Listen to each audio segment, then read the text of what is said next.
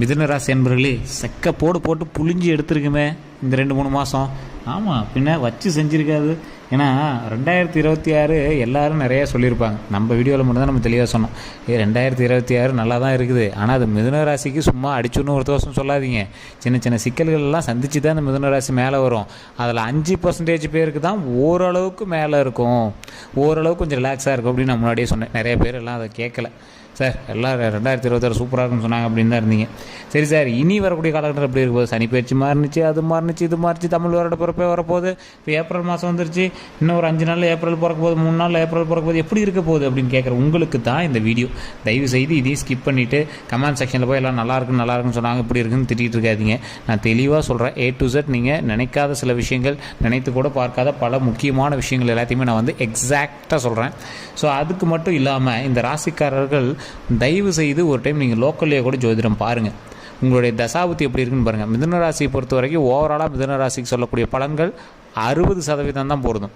ஏன் சார் அப்புறம் எல்லாம் யூடியூப்பில் சொல்லிட்டு இருக்கிறாங்களே அது பொருந்து இது பொருந்து? நான் ஓப்பனாக சொல்கிறேங்க, நீங்கள் லோக்கலில் பார்க்கக்கூடிய ஜாதகம் மட்டும்தான் செட் ஆகும். இல்லையா, உங்களுக்கு லோக்கலில் பார்க்க சாட்டிஸ்ஃபை ஆகலை அப்படின்னா கீழே நம்பர் கொடுத்துட்டு நீங்கள் அந்த நம்பருக்கு ஃபோன் பண்ணி பேசிடுவோம். நீங்கள் ப்ரொமோஷன் நினச்சாலும் பிரச்சனை இல்லை.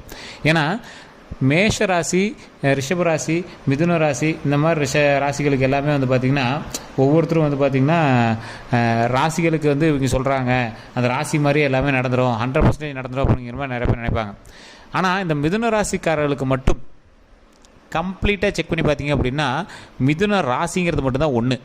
மற்ற எல்லாம் டிஃப்ரெண்ட்டு. தசாபுத்தி வேறு, நட்சத்திரம் வேறு, பிறந்த தேதி வேறு, பிறந்த நேரம் வேறு, பிறந்த ஊர் வேறு, உங்களோட பிரயாணிக்கக்கூடிய மற்ற ராசிகள் வேறு. அப்போ என்ன பண்ணுது, இந்த மேஷம், ரிஷபம், அதுக்கப்புறம் 3வது ராசியான இந்த மிதுனம், இது எல்லாமே இந்த 3மே ஒரே மாதிரி தான். இந்த 3 ராசியுமே ஒற்று ராசிகள் மாதிரி.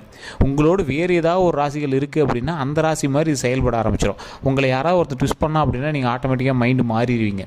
உங்கள்கிட்ட ஒருத்தர் அன்பாக பேசினா அப்படின்னா நீங்கள் அவனுக்கு பாவம் பார்ப்பீங்க.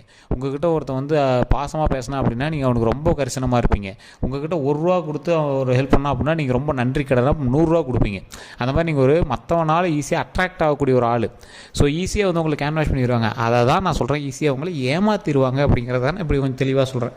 ஸோ இந்த ராசிக்காரர்கள் ஏமாற்றம் அடைந்த ராசிக்காரர்கள், ஏமாறக்கூடிய ராசிக்காரர்கள், தொழில் ரீதியாக பல அவமானங்களை சந்தித்த ராசிக்காரர்கள், கல்வி சம்பந்தமான விஷயங்களை தோல்வி சந்திச்சிருப்பீங்க, தொழிலில் நிறைய தோல்வி சந்திச்சிருப்பீங்க, நிறைய துரோகங்களை சந்திச்சிருப்பீங்க, நட்பு வட்டாரங்களில் நிறைய நம்பிக்கை துரோகங்களை சந்திச்சிருப்பீங்க, அதேமாதிரி குடும்ப ரீதியான விஷயங்கள் நிறைய சிக்கல்களை சந்தித்து தான் நீங்கள் ஒவ்வொரு விஷயமாக சரி பண்ணிட்டு வருவீங்க.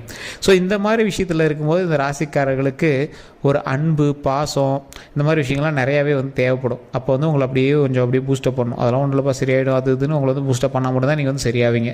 ஸோ இந்த மாதிரி ராசிக்காரர்கள் தயவுசெய்து இனி வரக்கூடிய காலகட்டங்களில் கொஞ்சம் பொறுமையாகவும் நிதானமாக செயல்பட வேண்டிய ஒரு அவசியமான ஒரு நேரமாக இருக்குதுங்க. உங்களுக்கு வேறு யார்ட்டையும் ஃபோன் பண்ணி பேசணும், சார் ஜோதிடரை பற்றி தெரிஞ்சுக்கணும் அப்படின்னா கீழே நம்பருக்கு நீங்கள் ஃபோன் பண்ணி தெரிஞ்சுக்கலாம். அதுக்கு நீங்கள் ஃபோன் பண்ணும்போது பிஸின்னு இருந்துச்சுன்னா தயவு செய்து வெயிட் பண்ணி பண்ணுங்கள். இல்லைனா வாட்ஸ்அப்பில் டீட்டெயில் போட்டு வைங்க, உங்களுக்கு அப்பாயின்மெண்ட் கொடுப்பாங்க. நிறைய பேர் திட்டுறீங்க, சார் பிஸியாக இருக்குன்னே வருது அப்படின்னு. ஸோ கொஞ்சம் நிறைய பேர் அட்டன் பண்ணுறதுனால பிஸியாக இருப்பாங்க. ஸோ தயவு செய்து வெயிட் பண்ணி பண்ணுங்கள். இது அட்வர்டைஸ்மெண்ட் பர்பஸாகவும் நீங்கள் வச்சுக்கலாம், ப்ரொமோஷன் பர்பஸாகவும் நீங்கள் வச்சுக்கலாம். மிதுன ராசிக்காரர்களுக்கு ஏப்ரல் மாதம் நிலவக்கூடிய கிரக அடைப்பின்படி அதிர்ஷ்டமோ யோகமோ சில பலன்களாக உங்களுக்கு இருமடங்காக கலந்து தான் வருதுங்க. கிட்டத்தட்ட எல்லா கிரகங்களும் சாதகமாக இருந்தாலும் சில விஷயங்கள் உங்களுக்கு கொஞ்சம் எச்சரிக்கையான சில விஷயமாக இருக்குதுங்க. தொழில், குடும்ப வருமானம், இந்த மாதிரி பல வகையான எதிர்பார்ப்புகள் நிறைவேறுமா, மகிழ்ச்சி அதிகரிக்குமா, அதே போல் முன்னேற்றம் காண்பீங்களா அப்படிங்கிறதான் இந்த வீடியோவில் நம்ம பார்க்க போகிறோம். சரி, இந்த ராசிக்காரர்களுக்கு ஏப்ரல் மாதம் அப்படிங்கிறத விட இன்னையிலேருந்து 15 நாட்கள் எப்படி இருக்குது, சாதகமான விஷயங்களாக இருக்க போதா அப்படின்னு பார்த்தா மிதுன ராசினருக்கு ஏப்ரல் மாதம் பொற்காலமாக இருக்குங்க. நினைத்த காரியங்கள் எல்லாமே நடக்கக்கூடிய ஒரு நேரம். அது மட்டும் இல்லாமல் முயற்சிகள் உடனடியாக கைகூடும். குடும்பத்தில் மகிழ்ச்சி அதிகரிக்கும். கடந்த சில நாட்களாக வக்கரமாக இருந்த ராசி அதிபதி புதன் ஏப்ரல் மாதத்தில் வக்கர நிவர்த்தி அடைவராங்க. மனக்குழப்பம் நீங்கும். அதே மாதிரி மனக்குழப்பம் எல்லாமே விளைக்கிறோம், நீங்கள் கவலையே பட தேவையில்லை. தடைகள் எல்லாமே நீங்குதுங்க. சொத்துக்கள், வீடு சார்ந்த விஷயங்கள் எல்லாமே இந்த குழப்பம் விலகுதுங்க. திடீர் அதிர்ஷ்டம், அதே போல் திடீர் அதிர்ஷ்டம் மூலமாக ஆதாயம் கண்டிப்பாக உண்டு. குழந்தைகளால் மகிழ்ச்சி உண்டாகும். திருமண பேச்சுவார்த்தை கண்டிப்பாக கைகூடும். காதல் திருமணம் இருக்குது அப்படின்னா தயவு செஞ்சு அவங்க கொஞ்சம் பொறுமையாக நிதானமாக பண்ணிக்க அப்படின்னா பெற்றோர்களோட ஒப்புதலோடு நடக்கக்கூடிய வாய்ப்பு இருக்குது. அதனால் இந்த காதல் பண்ணுறவங்க மட்டும் கொஞ்சம் வெயிட் பண்ணுங்கள். கையை கூட்டிகிட்டு ஓடுறதோ அந்த மாதிரி விஷயங்கள்லாம் தயவு செய்து இப்போ பண்ணாதீங்க.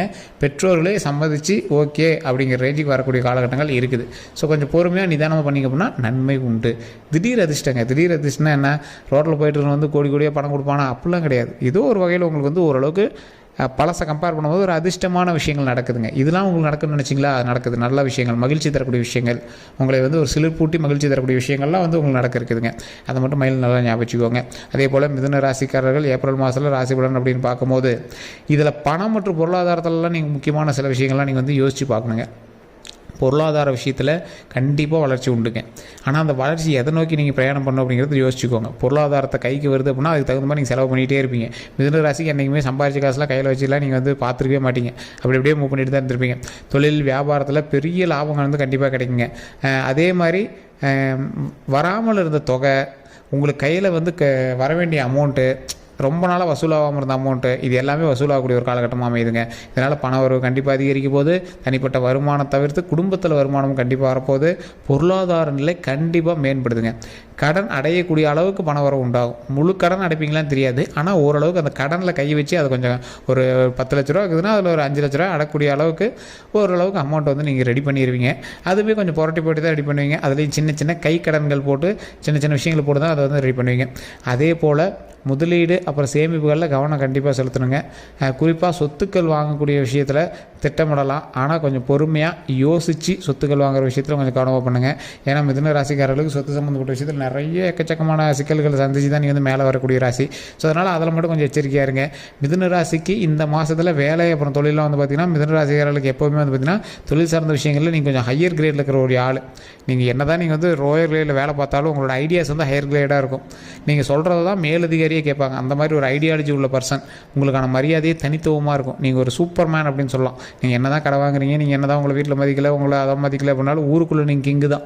ஸோ அதனால் நீங்கள் கவலைப்பட தேவையில்லை. ஏப்ரல் மாதத்தில் தொழில் வேலையில் வந்து எதிர்பார்ப்போலவே நீங்கள் எதிர்பார்த்த அளவுக்கு இல்லை அப்படின்னாலும் ஓரளவுக்கு எதிர்பார்த்த வந்து நிறைவேற்றும். அதே மாதிரி பூர்த்தி செய்யக்கூடிய அளவுக்கு இருக்குங்க. இந்த தொழில் இந்த அளவுக்கு வருமானம் வரும்னு நினச்சேன், ஓகே ஓகே அப்படிங்கிற மாதிரி இருக்கும். பொருளாதார உயர்வு காரணமாக உங்களுக்கு ஒரு சில விஷயங்கள் உயர்வாக கிடைக்கும். அதில் வெகுமதியாகவும் சில விஷயங்கள் கிடைக்கும். அதே போல் வேலையில் பதவி உயர்வு கண்டிப்பாக உண்டு. புதிய வேலை மாற்றம், இடமாற்றம் அப்படிங்கிற விஷயங்கள்லாம் வந்து பார்த்திங்கன்னா விரும்பியது நடக்கக்கூடிய சூழலாக உள்ளாதுங்க. இதே போல் நீங்கள் எதில் நீங்கள் கவனமாக இருக்கணும் அப்படின்னா திடீர் இடமாற்றம் கொடுப்பாங்க, திடீர் வேலை மாற்றம் கொடுப்பாங்க. அதெல்லாம் கொஞ்சம் எச்சரிக்கையாகவும் நிதானமாகவும் பொறுமையாக செயல்படுத்தினீங்க அப்படின்னா நன்மை உண்டுங்க.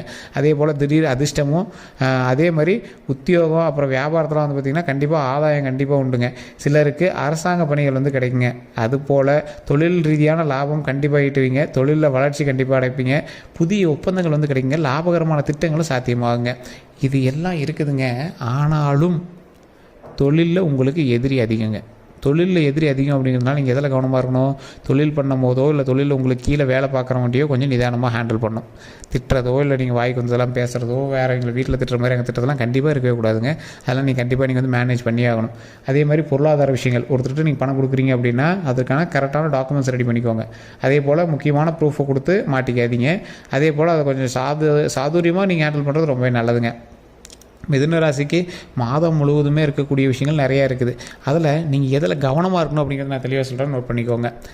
மிதுன ராசிக்காரர்கள் நம்ம முன்னாடியே சொன்ன மாதிரி அந்த பண வரவு விஷயம்லாம் இருக்குல்ல, அதெல்லாம் கொஞ்சம் கவனமாக தான் இருக்கணுங்க. சாதகமான நிலை இருக்குது, இருந்தாலும் எல்லா கிரகங்களுமே சாதகமாக இருந்தாலும் பெரிதளவு கவலைப்பட விஷயம் எதுவும் இல்லை. இருந்தாலும் பண வரவு, வேலை, தொழில் ஆகிய விஷயத்தில் பண வரவு ஓகே, வேலை, தொழில், அதே போல் நீங்கள் மற்றவர்கிட்ட கொடுக்குறீங்க பார்த்தீங்கன்னா செக்யூரிட்டியாக சில விஷயங்கள் நீங்கள் போய் நிற்கிறீங்க பார்த்தீங்களா, அந்த மாதிரி விஷயத்தில் திருப்தியாக இருந்தாலும் ஓரளவுக்கு கொஞ்சம் கவனமாகவே இருக்கணும். நீங்கள் செக்யூரிட்டியாக கையெழுத்து போடுறீங்க இல்லை ஏதாவது ஒரு விஷயங்கள் கொடுக்குறீங்கன்னா ரொம்பவே கவனமாக இருக்கணும். உடல் ஆரோக்கியத்தில் கொஞ்சம் கவனம் கண்டிப்பாக தேவைங்க. பல வாய்ப்புகள் தேடி வரும்போது அதை கவனமாக பரிசீலனை செய்து அதை வந்து முக்கியமாக பரிசீலனை செய்து நீங்கள் வந்து அதுக்கு மூவ் பண்ணுங்கள். எந்த அளவுக்கு நீங்கள் பணம் சம்பாதிக்கலாம் அந்தளவுக்கு உடல் ஆரோக்கியத்தில் கவனம் செலுத்துங்க. டெய்லி வாக்கிங் போங்க, எண்ணெய் பொருட்களை தவிர்த்துக்கோங்க, கடையில் வெளி ஃபுட்ஸ்லாம் கொஞ்சம் தவிர்த்துக்கோங்க. உடல் ஆரோக்கியத்தை நல்லா மெயின்டைன் பண்ணுங்கள். அதே போல் உடல் ஆரோக்கியம் எந்த அளவுக்கு விஷயங்களோ அதே போல் வண்டி வாகனத்தில் கவனமாக இருங்க. ஸோ இந்த 2 விஷயத்தில் கவனமாக இருந்தீங்க அப்படின்னா போதுமானது. தொழில் ரீதியான விஷயங்களில் கீழே உள்ளவர்களையும் மேலே உள்ளவர்களையும் நம்பி அதிகமாக பணம் போடாதீங்க, மாட்டிக்குவீங்க. கொஞ்சம் பொறுமையாக நிதானமாக ஹேண்டில் பண்ணிங்க அப்படின்னா நன்மை உண்டுங்க. மிதுன ராசிக்காரர்களுக்கு ஏப்ரலில் தொட்டது எல்லாமே தொடங்க காலமாக இருந்தாலும் 12 ராசிகள்லேயே அதிகபட்சமாக நற்பலன்கள் பெறக்கூடிய ராசியில் இந்த மிதுன ராசி ஒன்றுங்க. இருந்தாலும் இப்போ நான் சொன்ன விஷயங்கள் 60% தான் உங்களுக்கு செட் ஆகுங்க. காரணம் என்ன அப்படின்னா ராசியில் மட்டும் தான் நீங்கள் மிதுனம், மற்றபடி நட்சத்திரம், தசாபுத்தி, பிறந்த நேரம், பிறந்த தேதி எல்லாம் வேறு வேறு. ஸோ அப்படி பார்க்கும்போது 12 கோடி பேருக்கு மேலே மிதுன ராசியார் இருக்கான். எல்லாருக்கும் ஒரே மாதிரி நடக்குமானா கொஞ்சம் டவுட் தான். காரணம் என்ன அப்படின்னா நான் சொன்ன விஷயங்கள்னால வேறுபடுறீங்க. ஸோ அதனால் கொஞ்சம் பொறுமையாக நிதானமாக ஹேண்டில் பண்ணுங்கள். உங்களுடைய சந்தேகங்கள் எதுவாக இருந்தாலும் நீங்கள் வந்து கமெண்ட் செக்ஷனில் பதிவிடலாம். இப்போ நான் சொன்ன விஷயங்கள் உண்மை அப்படின்னா மறக்காம கமெண்ட் செக்ஷனில் பதிவிடுங்க. அதே போல் உங்களுக்கு வேறு ஏதாவது கருத்துக்கள் இருக்குது அப்படின்னா கீழே ஒரு கான்டாக்ட் நம்பர் இருக்குது, அந்த நம்பருக்கு ஃபோன் பண்ணி நீங்கள் வந்து பேசி தெரிஞ்சுக்கலாம். எல்லோருக்கும் நன்றி நண்பர்களே. வேறு எந்த கருத்துலாம் இருந்தாலும் நீங்கள் ஃபோன் மூலமாக பேசி தெரிஞ்சுக்கோங்க. எல்லோரும் நன்றி நண்பர்களே.